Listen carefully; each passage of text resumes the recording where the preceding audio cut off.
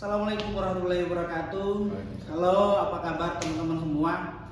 Saat ini saya habis sidang, baru pulang sidang. Ini mau makan malam dulu. Tetapi sebelumnya saya mau perkenalkan rekan saya, sahabat saya, abangda saya, yaitu sebagai narasumber pada kesempatan ini. Beliau ini selain ikut aktif di kantor kita saat ini, di kantor hukum law firm IMS & Associates di LBH Nata, beliau ini juga aktif di salah satu organisasi kemasyarakatan di Kota Tangerang Selatan, yaitu di Forum Betawi Rempuk atau FBR. Nah, beliau ini posisinya sebagai Kortimsus Kortimsus FBR Kota Tangerang Selatan.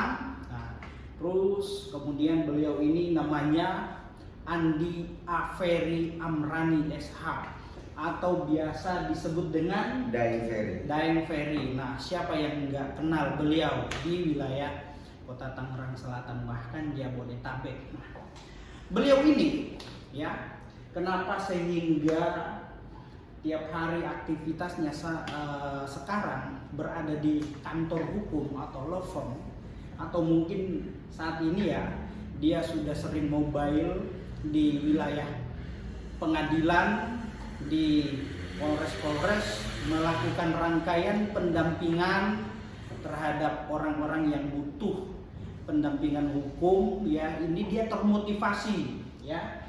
Dahulu beliau ini merupakan klien kami ya, kantor hukum. Beliau ini pernah menjadi klien di kantor kami. Kami melakukan pembelaan, advokasi, mempertahankan hak-hak hukumnya, baik itu di tingkat kepolisian ya, penyidikan, penuntutan, bahkan pemeriksaan di persidangan. Nah, oleh kemudian atas dakwaan jaksa penuntut umum ya terhadap klien kami didakwa kurang lebih kalau nggak salah 4 pasal ya, 4 pasal oleh karena kerja keras tim kuasa hukum pengacara ketika saat itu ya, memang betul-betul ekstra sehingga membuahkan hasil ya. Dakwaan tuntutan penuntut umum ketika itu ya semua tidak terbukti di Pengadilan Negeri Tangerang ya. Jadi klien kami divonis bebas oleh Majelis Hakim pada Pengadilan Negeri Tangerang. Beliau ini diputus bebas oleh Majelis Hakim, tidak terbukti ya di tingkat pertama. Oleh kemudian penuntut umum melakukan upaya banding.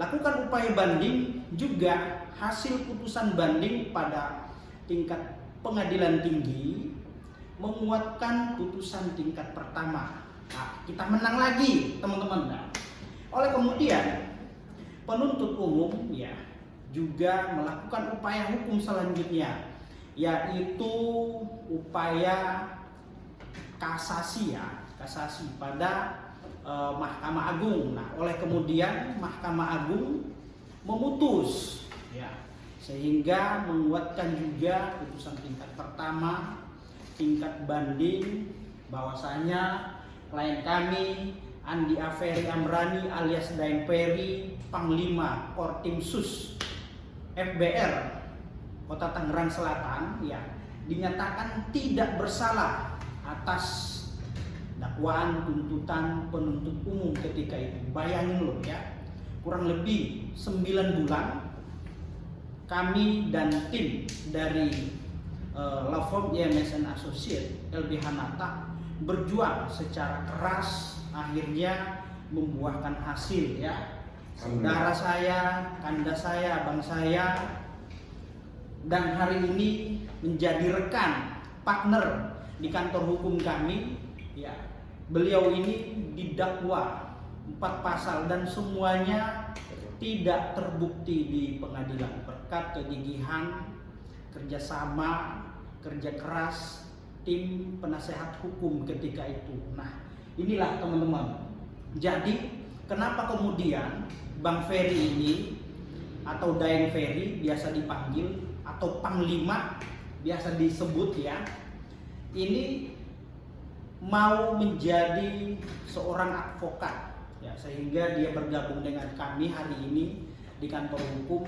Dia banyak belajar dari masalah yang pernah dia alami ya, masalah yang pernah dia alami, bahwasanya untuk membela, mencari keadilan itu memang butuh waktu, butuh kesabaran, dan memang hanya orang-orang tertentu yang dapat mewujudkan itu. Maka dari itu dia termotivasi bagaimana kehidupan di dalam pada saat proses hukum, dalam penjara maksudnya ya, dalam lapas titipan ketika itu serba tidak enak ya, serba tidak enak. Nanti saya minta Bang Daeng untuk menceritakan bagaimana suka dukanya di dalam proses menuju penegakan hukum, sehingga dia tidak bersalah. Dia akan bercerita sedikit tentang pengalaman beliau. Nah, kami salut beliau ini mau menjadi orang yang termotivasi ya, menjadi seorang pembela di kemudian hari, atau mencari penegak hukum ya, mau menegakkan hukum karena berdasarkan atau berangkat dari pengalaman. Bang Daeng, bagaimana pengalaman yang Bang Daeng alami ketika sempat berada di dalam proses hukum ya, sempat ditahan di tingkat kepolisian selama beberapa bulan, kurang lebih 3 bulan pada tahap penuntutan di kejaksaan kurang lebih beberapa bulan sampai putus dan dinyatakan tidak bersalah. Bang Daeng mungkin bisa cerita pengalaman Bang Daeng sehingga di dalam itu bagaimana, dan juga termotivasi untuk menjadi seorang lawyer itu seperti apa. Silakan Bang Daeng, sampaikan. Baik ya, buat saudara-saudaraku sebangsa, setanah air, sewarga negara Republik Indonesia, saya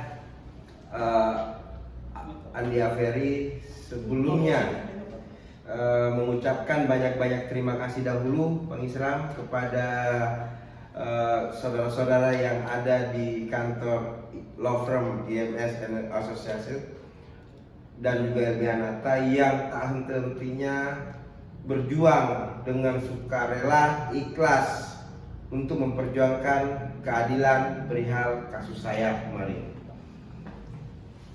Kemarin itu mungkin sebuah kejadian yang memberikan banyak hikmah kepada saya dan juga kepada semua rekan-rekan ormas yang lain, bahwasanya memang di negara ini tidak ada yang kebal hukum. Itu yang pertama hikmahnya. Terus kedua, bahwasanya keadilan itu masih ada di negara Republik Indonesia. Artinya apa?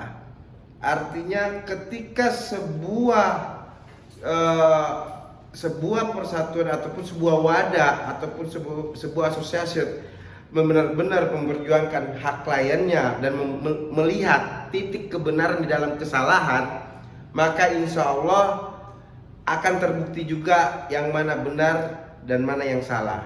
Dan alhamdulillah dari tingkat kepolisian saya ikhlas.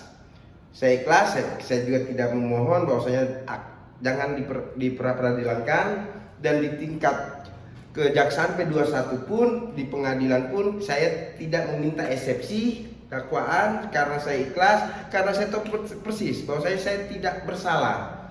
Tetapi alhamdulillah dengan berkat teman-teman dari kantor law firm IMS and Associates dan LBH Nata, dengan ikhlasnya berjuang untuk memperjuangkan keadilan, alhamdulillah kebenaran itu memang walaupun disembunyikan dimanapun tetap akan muncul.